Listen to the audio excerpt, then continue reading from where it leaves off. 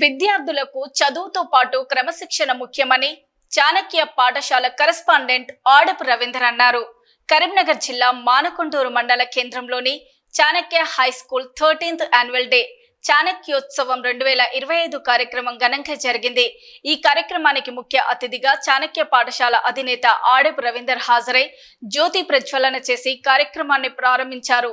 ఈ సందర్భంగా ఆయన విద్యార్థులను ఉద్దేశించి మాట్లాడారు. మొదటగా విద్యార్థులకు క్రమశిక్షణ ముఖ్యమన్నారు. నాణ్యమైన విద్యను అందించడమే తమ లక్ష్యమని చెప్పారు.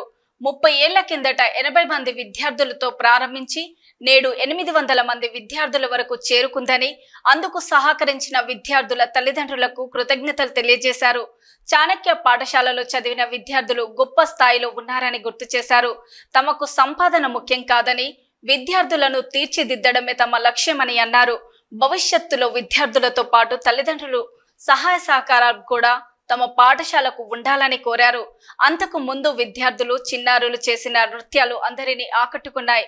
ఈ కార్యక్రమంలో రంగు శ్రీకాంత్, వేణు, భరత్, ఉపాధ్యాయులు, విద్యార్థులు, తల్లిదండ్రులు పాల్గొన్నారు. మన పేరెంట్స్, మన పిల్లలు అందరూ మన గెస్ట్స్ ఒక మంచి విద్యా సంస్థ. ఏ ఒక్క పేరెంట్ కూడా నాకు girls they are giving welcome dance. Madam షేక్ ఉండండి.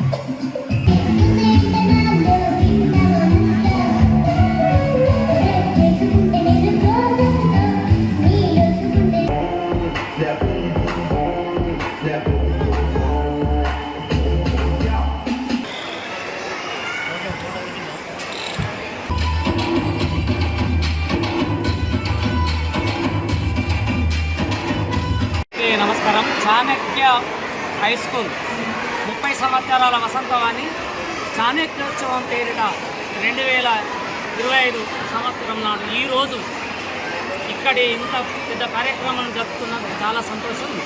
నిజంగానే చెప్పానంటే చాణక్యకు ఒక మైల్ స్టోన్ హిస్టరీ ఉన్నది. మా చాణక్యలో చదువుకున్నటువంటి విద్యార్థులు వివిధ రంగాలలో వివిధ రకాలైనటువంటి ప్రభుత్వ, ప్రైవేటు డాక్టర్లు ఉన్నారు, ఇంజనీర్లు ఉన్నారు, జాయింట్ కలెక్టర్లు ఉన్నారు. ఇట్లా ప్రతి డిపార్ట్మెంట్లో మా యొక్క సోల్జర్స్ ఉన్నారు.